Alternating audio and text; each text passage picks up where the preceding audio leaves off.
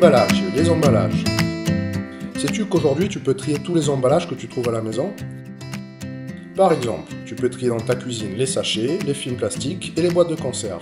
Dans ta salle de bain, les flacons de gel douche et de shampoing. Dans ta chambre, les cartons de jouets. Quand ils sont vides, tu peux les déposer dans la poubelle jaune, la plus proche de chez toi.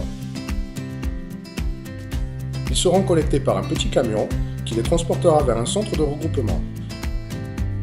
Une fois qu'il y aura assez d'emballage pour remplir un gros camion, ils rejoindront un centre de tri où ils seront séparés par matière. Le métal, le carton et le plastique. Une fois recyclés, les matières sont pressées pour faciliter leur transport vers des usines de recyclage différentes. Tous tes plastiques sont lavés et triés suivant leur composition.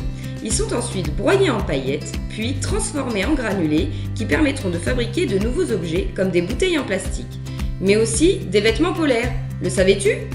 Ces cartons sont mixés dans un pulpeur, puis brassés avec de l'eau pour devenir une pâte à papier. Cette pâte est égouttée, pressée, séchée, puis enroulée en bobines de carton qui servira à la fabrication de nouveaux emballages comme des boîtes à pizza ou des paquets de gâteaux. Tes emballages en métal sont placés dans un gros four pour être fondus. Une fois liquide, le métal est coulé sous forme de grosses plaques puis refroidi. On peut maintenant fabriquer de nouveaux objets comme ta trottinette ou ton vélo. Ouverture, le verre. À la maison, tu peux trier les pots, les bocaux et les bouteilles en verre. Ensuite, c'est facile, tu vas déposer tout ce verre dans la poubelle verte juste à côté de chez toi. Le verre trié est ramassé par un petit camion qui le transporte vers un centre de regroupement. Là, le verre s'accumule jusqu'à en avoir assez pour remplir un gros camion. Une fois le gros camion plein, le verre part pour une usine de recyclage. Là-bas, tes objets en verre sont séparés des objets qui n'auraient pas dû se trouver dans le conteneur verre, comme la porcelaine ou les couvercles en fer. Le verre brut est ensuite cassé en petits morceaux et fondu dans un four. À la sortie du four, de nouvelles bouteilles en verre sont fabriquées en quelques secondes. Et le verre se recycle comme ça à l'infini. À carte, le papier.